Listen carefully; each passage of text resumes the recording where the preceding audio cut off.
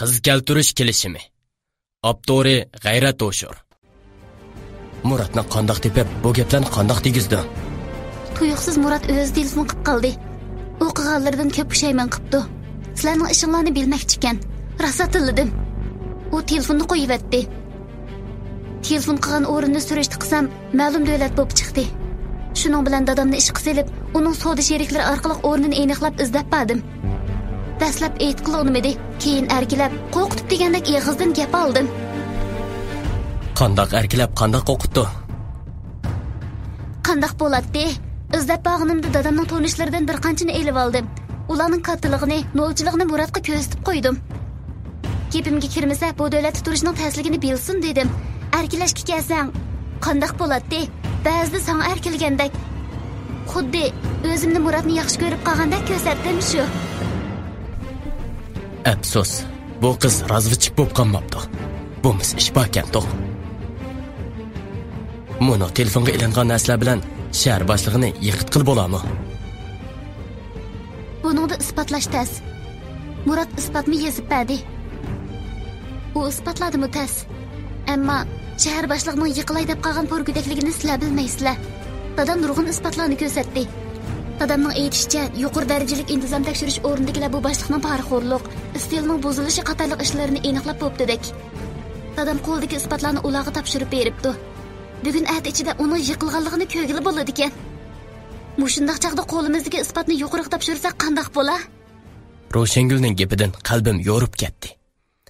Har nima bo'lsa, shu sovuq kameraga kirmasligim mumkin.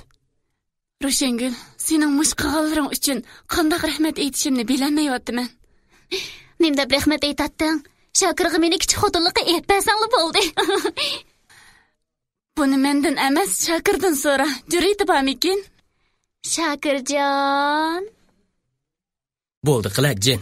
Jillig'ingni shamsiyagim yo'qtirib bo'psan mana. Shundaqmi? Qobiliqni birdan bo'lsa unutdik. Ishlarda tezli o'zgarish bo'ldi. Yurtdan kelgan xabarlarda aytilishicha, shahar boshlig'i xizmatidan to'xtatilib, tekshirilib o'tibdi-dak. Bu xabar bizga g'ayrat ato qildi. Qo'limizdagi Murat ta'minlagan materiallarni intizom tekshirish o'rinlariga topshirib bermoqchi bo'ldik. Shamsiyaning dadasi ishlarimizni yaxshi o'rlashtirib qo'yibdi. Biz intizom tekshirish o'rinlariga borganimizda oldimizga odam chiqib turgan ekan. Eshikdan kirmak tas bo'lgan o'tkaldan osonla o'tib oldik. Bizni kutib olgan boshliqqa materialni topshirib berib, uning javobini kutib o'ltirdik. Boshliq yozma isbot, telefonda elib olingan parangni ko'rib bo'lib, qo'linglardagi bu isbot bak muhimkan, ammo mushu isbotni ta'minlaguchining o'zi bilan ko'rishsak bo'larmikan? Buni ta'minlagan Murat degan do'stimiz chet elda o'qiyotdi.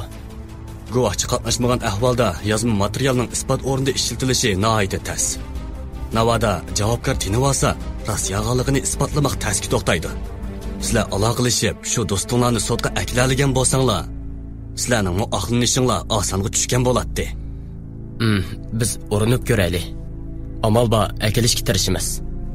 Sizlarning yeb uchi bilan ta'minlaganliginglarga rahmat. Shahar boshlig'ining mushundaq suiqasd planlashi bizni texmi sagaklashtirdi. Agarchanda mushu yolg'on to'y xeti, yolg'on isbotlarning shahar boshlig'ining plani ekanligi isbotlanib qolsa, Aygul degan qiz bilan sizning o'ttiringizdagi to'y xetining ishimi osonga tushadi. Sud o'rinlariga havola qilib, majburiy ayirib etkilimi bo'ladi. Shunlashqa obdan kuchanglar. Muratning bexatarligi, ilgari o'tkazgan xatoligining surishti qilinmasligiga kepillik qila olamiz. Sudda guvohlik bersin. Beshimiz raso qotdi. Murat sudga kelami? Qanday qilsak uni akagili bo'ladi? Ro'shangulga yana hojat tushdi. Sirtqa chiqqandan keyin men Ro'shangulga chaqchaq qildim. Ro'shangulni Muratga chetib qo'ysak-ku, Muratning ishimi bitadi. Shundaq qo'jam, shundaq. O'zlari uchun yo'lda yotgan qalamlariga buyurishlarni tegaveraman. Chaqchaq qildim-oy. Chaqchaq qildim deb ig'zingga kelgani davama Shokir. Odamda g'urur bo'lmasa bo'lmaydi. Bizni sotgan oshu merazga Ro'shangulni soy qilamsan? G'urur bo'lamdi bu aqpishmoqda. Aygulning shuncha qilganlariga uning dadasidan qo'rqib yo'l qo'yib yursa, men jinimda urg'im keladi o jadini. Ro'shangulning bu gapidan mendan Aygul to'g'riliq obdalla norozi ekanligi chiqdi. Kichikgina chaqchaq qilib qo'yganga qilib ketgini bu tov nozukni. Bo'ldi qilishib, keyin kishilarimizni maslahat qilayli. Bo'ladi. O'zlari cho'ng bir erkak bo'lgandan keyin Muratni keltirish o'zlarining ishi bo'lsin. O'tgan qaytim yigit beshligini qilishga ulgurmay chet elga ketib qolgan u bechorani amdiki to'ylariga bo'lsin yigit beshi qilib olala. Bo'ldi qilay. Chaqchaqim shuncha qilish ketamdi. Shuncha ishlarimga yordam qilib, mush ishimga kelganda o'zing tatib yursang qamlishamdi. Senmi bundan keyin bundaq chaqchaq qilma Shakir. Ro'shangul adash, senmi bo'ldi xafa bo'lmayya? Shamsiya, sen deb qolding. Shakirning mushi gibi uchun korim bo'lmasin degan edim. Bo'ladi, yordam qilsam qilay. Biroq Shakir, sana mening bir shartimni o'rlaysan degan gapimni yodingdan chiqarma. Cho'qim o'rliq qila solaman. U shundoq deb menga birni go'laydi. Uning bu qilig'i shuncha umoq ko'rinib ketdi. Nim shart edi? Qaysi chaqda sizni Aygul bilan bo'lgan to'ydan to'sab qolganda qilgan yordamda degan-g'o, ko'rikdan o'tib olib unutib qopti-da. O'zingni qiynab aslab yurma Shakir. Yodingga kelmaydi. Chunki mening deganlarimni yodingda saqlag'udak sening oldingda obrazim bo'lmasa kerak. Nima deb o'zimni aqlaman? Menmi buncha untuqoq emasdim bo'lmasa? Nim shartim bo'lsa o'rlayman Ro'shangul. Sening qilgan yordaming uchun jinimni so'rsang bera olayman. Jallari o'zlarida qolsin. Keyinchi kichik xotin bo'lib qolsam, murdiga hamra bo'lamayman. Shunday qilsanglar menga zapmi xo'sh yoqatdi. Jahondagi ikki noynoq xinem xotinim deb faxrlanib yuratdim emasmi? Mana noynoq degan. Voyjon. Voy. İkkisi tangla shundoq deb ikki beqinimni ko'tarib yerga tashladi. Qattiq tushgan kosamni selab qopdiman. İkkisi kulishginicha qo'llarini eg'iziga opirib, bir xil zanglik qilgan shakl chiqarib ketib boradi. Ro'shangul Muratni yumishtish uchun chet elga mangdi. Biz isbot topshirib bergandan keyin soqchilarmo meni izlab avor qilmadi. Mening ishimda yaxshilanish bo'g'inni ko'rgan onam, dadamlar yurtga ketdi. Men qaytay desam, qonunning cheklamasiga uchirdim. Shuning bilan Shamsiyalarning uyida turib turdim. Ba'zida Shamsiya bilan ikkimiz yolg'iz qolgan fursatlar kelib qoladi. Bugunmi ikkimiz yolg'iz qolgandik. Eshik qo'ng'irqi jirangladi. Kim kelganda deb oldirab eshikni ochdim. Eshik qo'ng'irqi jirangladi. Kim kelganda deb oldirab eshikni ochdim. Ko'z oldimda burunqi yasanchoq, ta'latidan asarim yo'q Aygul qarab turadi. Nim deb keldim? Yo'qol. Yo'qol? Nega yo'qolaman? Sen bilan birga jahannamga yo'qolaman Shakir. U shundoq deb bir qo'li bilan eshikni to'sib, bir qo'li bilan yoqamga isildi. Uning asabiylik tutdi. U texim qattiq vaqirab. Shamsiya! Qaynisan Shamsiya? Chiqa bu yoqqa. Meni nobud qilding-ku sen. Dadasini tutib ketishdi. Nochilik qilgudek holi yo'q deb qilishqansan. Mana men hozirmi nochi? Kelasat rasva. Uning ig'izdan chiqqan so'zlarni deyish tugul, anglashdimmi nomus qilatdim. Keynimga burilib qaradim. Qarasam, varang-churongni anglagan Shamsiya kelgan chig'i nomusiz so'zlardan qaradab turib qopdi. Aygulning ig'izini tutib oldim. U qo'limni tishlab qo'yg'izib etdi. Chidimay uning tastiga kelishtirib birini soldim. Tayoq payda qildimi yoki o'shiga keltirdimi, u kallasini obdan bir silkib etib. Obdan urdim. Yana urib ol. Ikki qaytimliq hisobimiz turib tursin. Men urganda undaq kachat bilan yuziga emas, nashtirim bilan yurakka urman Shakir. Menga qilganlaringni Shamsiyadan to'lataman. Qattiq kulki bilan yoqamni bir silkib etib qo'yib bergan Aygul texich o'shin topolmayotgan Shamsiyaga qarab birini tukirib etib. Hamini ko'rishib olamiz-ku. Shu chaqda yegan tayg'imning javobini bersin. U shundoq deb to'g'lig'inicha chiqib ketdi. Bu nokesni uyga izlab keladimabdi ekanmiz. Chivin yavag'andek bu bir kunni xomushlikda o'tkazdik. Kech bo'lganda Ro'shangul telefon urdi. Shakir, jiqkab qilishning o'rni yo'q. Ko'nglingni xotirjam tut. Murat guvohlikka boradigan bo'ldi.